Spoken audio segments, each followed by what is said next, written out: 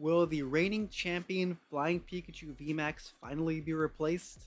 Let's talk about this. Now, before we get into it, I'd appreciate it if you like the video and subscribe if you want to see more. So if you don't already know, the Shuffle Squad held a tournament of champions, which involved some of the best players in the world. And they even had a pre-qualifier event to give lesser known players a chance to play as well, which I think is super cool, so shout out to them. So first of all, big shout out to Owen Kammerman. Pretty sure I'm pronouncing that wrong.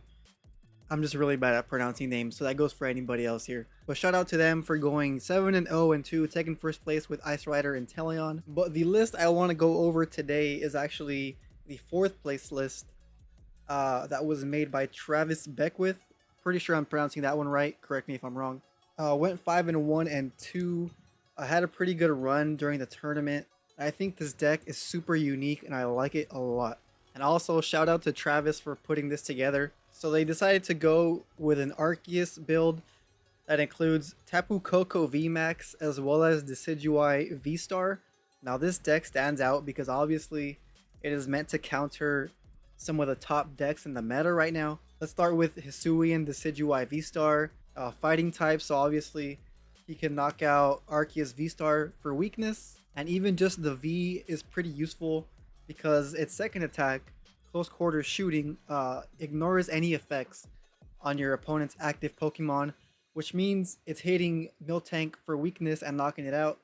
And even the V-Star is pretty good. Obviously it gets Arceus V-Star for weakness, you'll hit it in one shot, but you can also do some pretty good extra damage if you need to by discarding energies from your hand, which is why he plays quite a few energies in this deck, which I like. Its V-Star ability isn't bad either. I mean, you mostly want to use Arceus V-Star obviously, but if you're in a bad spot, you might have to use Star of Fortune instead of Starbirth, so it's there if you need it. And they also decided to go for Lumineon V instead of Crobat V, which in my opinion, if you're not running the Crobat VMAX like in Azul's Flying Pikachu list, Lumineon is probably the better choice because you can just take your pick of whatever supporter you need in that moment.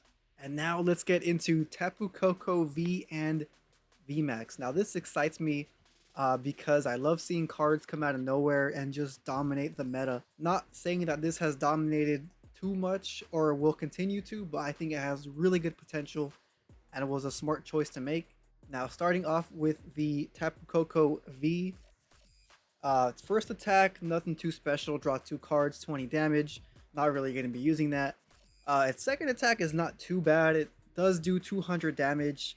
Could do 230 with a choice belt, which will knock out any V Pokemon. And it does knock out any Palkia V or V-Star on its own.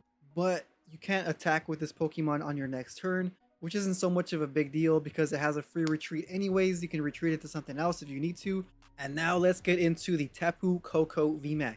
It has a bulky 320 HP, which is notably 10 more HP than Flying Pikachu VMAX, and its attack is Max Shock, which does 180, also does more damage than Flying Pikachu VMAX. What obviously makes this more interesting is the effect of its attack.